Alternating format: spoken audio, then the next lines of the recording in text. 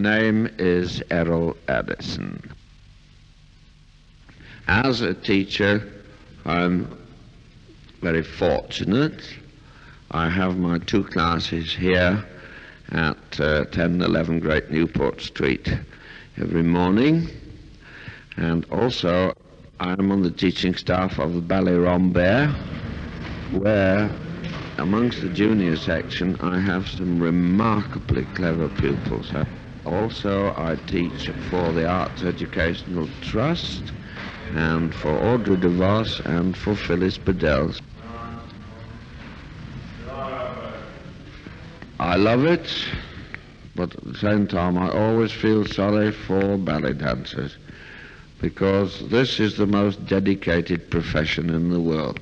The first qualification is to be stark raving mad, because it's the only profession in the world where people pay money to work hard. Let's go. There's the second two, and the second two, then the entourage. When I was very young, I was so delicate as a child that I could not go to school. And the doctor advised my mother to let me take up fancy dancing, as it was called in those days, to see if that would help me. Well, it did. And I went to a teacher called Miss Peyton at St. Anne's on the Sea near Blackpool. And eventually I began to get quite healthy.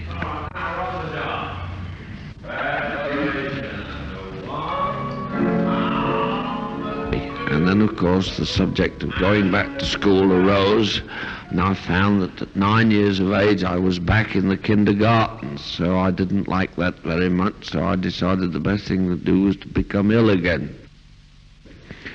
So that meant that my father, who had a very good business, I couldn't go into it as I had no education. The war broke out, and I started giving concerts for soldiers.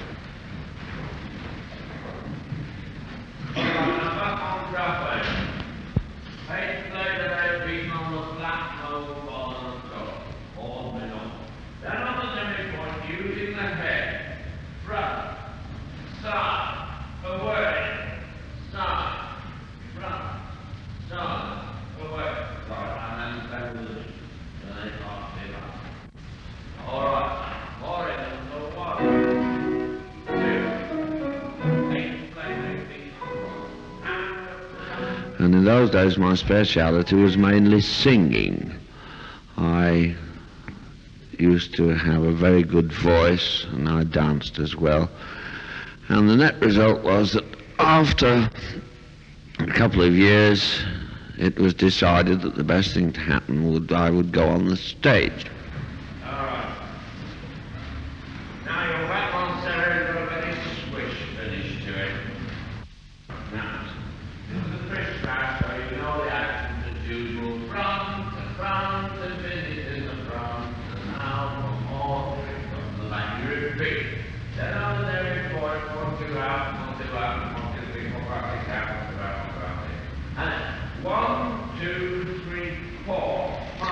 Well, I was sent up to London. This was during the war, and I came under the care of a very, very cruel teacher by the name of Alex Goodin, who trained me to take over his part in the variation that he was doing in the Lyceum pantomime, as he found that doing 2 shows a day was a bit too much like hard work.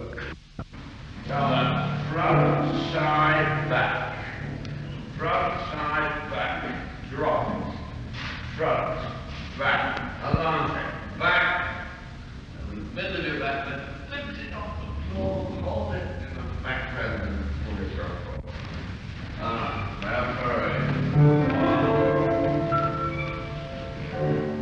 And far new.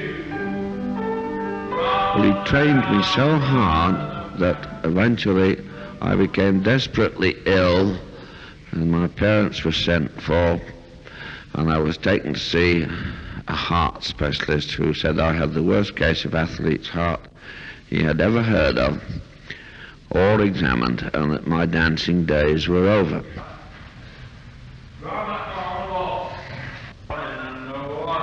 My mother refused to believe this, and she took me home and put me to bed for 18 months. And every week she put a fresh belladonna porous plaster on my heart. After 18 months she got me out of bed, started me light work again, and lo and behold, I was still dancing at the age of 50, smoking 50 cigarettes a day with as much strength and stamina as the young men at 25. Tommy, shooting, preparation, thousands of pirouettes. But after I got better from my heart trouble, I was still very young. I was brought up to London again, and I went to Maestro Enrico Cicchetti. And Cicchetti was very, very interested in me, because in those days there were no English male dancers.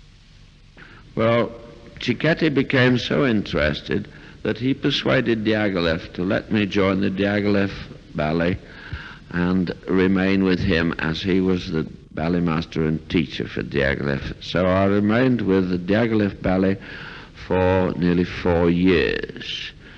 And during that time, I became a soloist. Diaghilev decided to put on a full-length version of Sleeping Princess, and evidently the British public were not fitted to receive full-length ballets because it was a dreadful flop, and the Diaghilev ballet folded up. Our next exercise is in 2 parts. The first part is to try and get you to do it properly for the second part. Now, first of all, you drop and a pas de bourrée, 2-inch low waltz. 1 and 1. After I left Diaghilev, Cicchetti decided that he was retiring back to Italy, so he left me his school as a parting gift.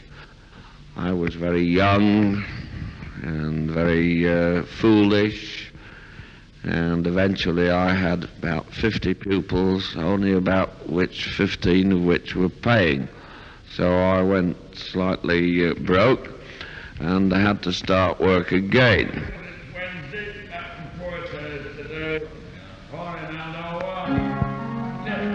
Well, I discovered by this time that ballet and I didn't exactly agree, as I didn't like the people who were in control of it. And so I became a music hall artist. And for 25 years I earned my living on the music halls, becoming quite well known, having done the Royal Command performance at the London Palladium in 1932, and I was at the opening bill of the famous Radio City Music Hall in New York.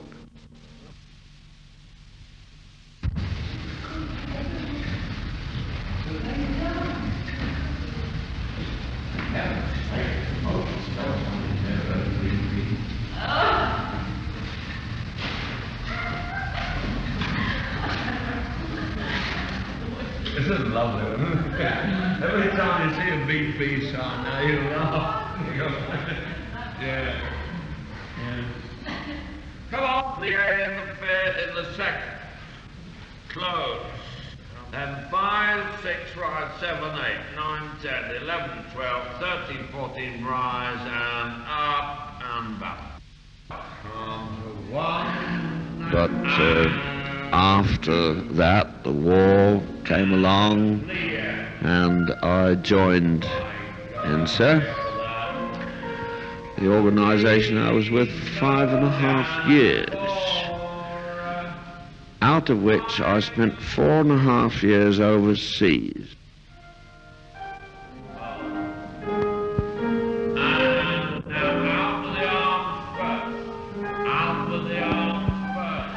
And after I came back, I realized what was happening to music hall, so I decided the best thing that I could do was to get back into ballet and try to remake part of my name that I had before I retired from ballet and went into music hall, with the idea of eventually becoming a teacher in my old age, and this I did. Right, now the next wait for the second half.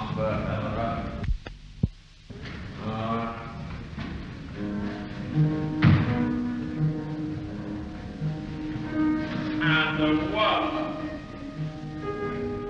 2, 3.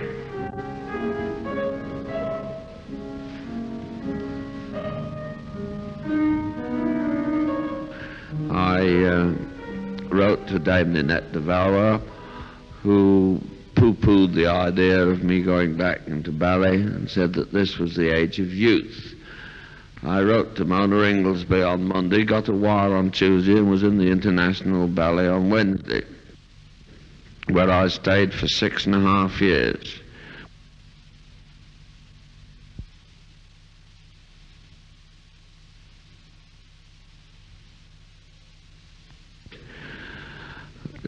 Usually enjoying pitched battles between Miss Mona Inglesby and myself, but however, we remained until the end when the International Ballet disbanded.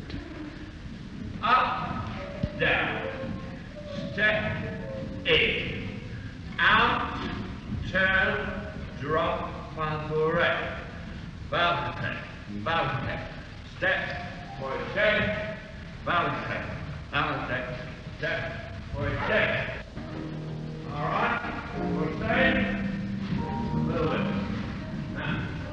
When the International Ballet disbanded, I was 50 years of age, and I thought, this is it, boy, this is when you quit. And I was tired of troweling Litke in the crevices and doing La Sylphide with the facelift with the aid of sticky tape, pulling your cheeks back, etc. And so I decided to become a teacher. And that is what I have been for the past 12 years, exactly. Come on. Autograph. All right, romantic. Lily. All right. Come on, Lily, play it.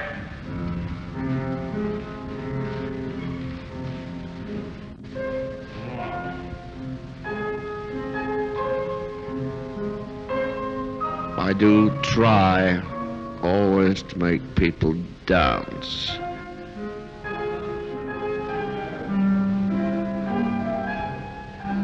As I was a pupil of the great Enrico Cicchetti for many, many years, I do to a certain extent follow his training methods. Get off the chair, we're going up the mark. Place the right foot behind you. Date on the page. Date on the page. Although in this modern age, one cannot possibly stick entirely to what was laid down. That on certain days you did a Soundblaze, on Tuesday you did Jeté Battement, on Wednesday you did Ronde de Jambes, etc., with different adage for each day.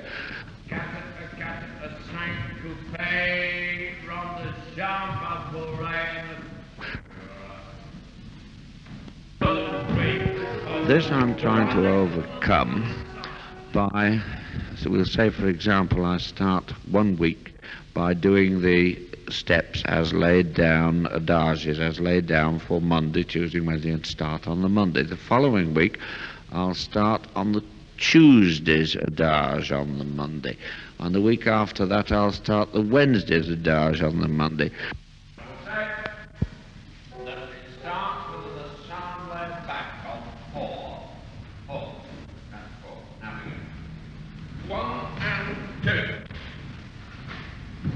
Demi-concertant, Gabriel. Palmbury over and up. And close. And repeat. 3 and This is because one has a lot of pupils who can only come certain days of the week, and if you follow the Gichetti method religiously, they would never do any jeté battement, for example, if they didn't come on Tuesday. So I've made quite a few changes on this score, and well, it seems to work out all right.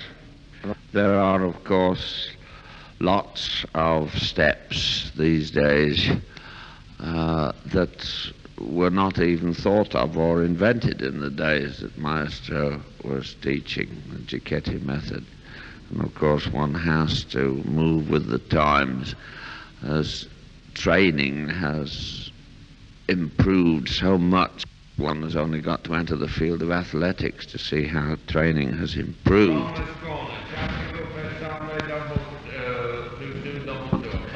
In the olden days, anybody dreamed of running a mile in under 4 minutes, they would have been looked upon as stark raving crazy, whereas these days, if they don't do it in under 4 minutes, they're not even considered. And the same applies to dancing. They are doing steps today that would have absolutely astonished the dancers of the olden times.